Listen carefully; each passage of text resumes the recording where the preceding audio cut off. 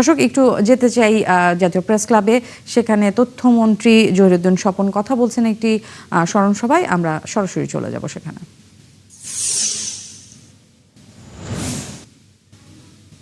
ইসলামী সংবিধান তৈরি করতে হবে এবং যে কারণে পাকিস্তান জন্মেরও তারা বিরোধিতা করেছিলেন।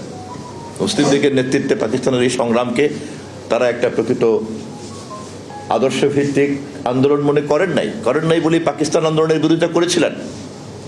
পাকিস্তান জন্মের পরে মেনে নিয়েছিলেন।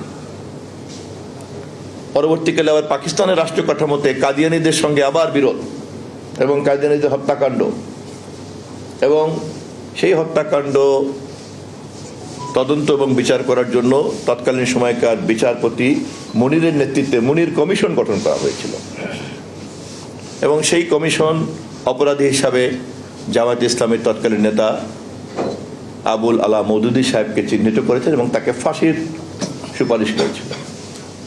পরবর্তীকালে ফাঁসির আদেশ কমিয়ে তাকে কারাবন্দী থাকতে হয়েছে বছর দুয়েকের মতো। আমরা খেয়াল করেছি 2012-তে রাজনৈতিক দলের নিবন্ধন বজায় রাখার জন্য তারা আরও বেশ কিছু পরিবর্তন এনেছেন। তাদের গঠনতন্ত্রে ছিল যে আল্লাহর আইন কায়েম করতে হবে, আল্লাহর শাসন কায়েম করতে হবে, সার্বভৌমত্ব, ইসলামী শাসন ব্যবস্থা ইত্যাদির ক্ষেত্রে তারা পরিবর্তন নিয়ে আসছেন। আমাদের সাংবিধানিক যে সমস্ত শব্দগুলি আছে সেভাবে তারা এটাকে রিপ্লেস করেছেন। আমরা সাধুবাদ জানাই যে এভাবে জন্মলগ্নের যে অবস্থান সেখান থেকে যে ধীরে ধীরে পরিবর্তন হতে গত জানুয়ারি মাসের যে শরিয়া আইন বাতিল করে প্রচলিত আইন অনুযায়ী যে তারা রাজনীতি করার প্রতিশ্রুতি আমরা দেখেছিলাম পত্রিকায়, সেজন্য আমি ধন্যবাদ জানাই। কিন্তু পার্লামেন্টের এই বক্তৃতার পরে এখন নতুন করে যেহেতু প্রশ্ন আসছে, আমি গণমাধ্যমের মাধ্যমে তাদের কাছে জানতে চাই এ বিষয়ে তাদের স্পষ্ট অবস্থানটা কি। আমি আবারও বলছি, আমার কিন্তু কোনো মন্তব্য নাই।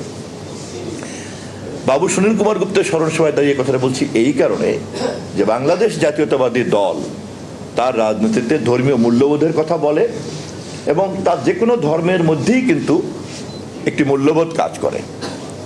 অতএব দর্শক, প্রেস ক্লাবে কথা বলছিলেন তথ্যমন্ত্রী জহিরুদ্দিন স্বপন। আমরা এতক্ষণ সরাসরি সেখানে ছিলাম।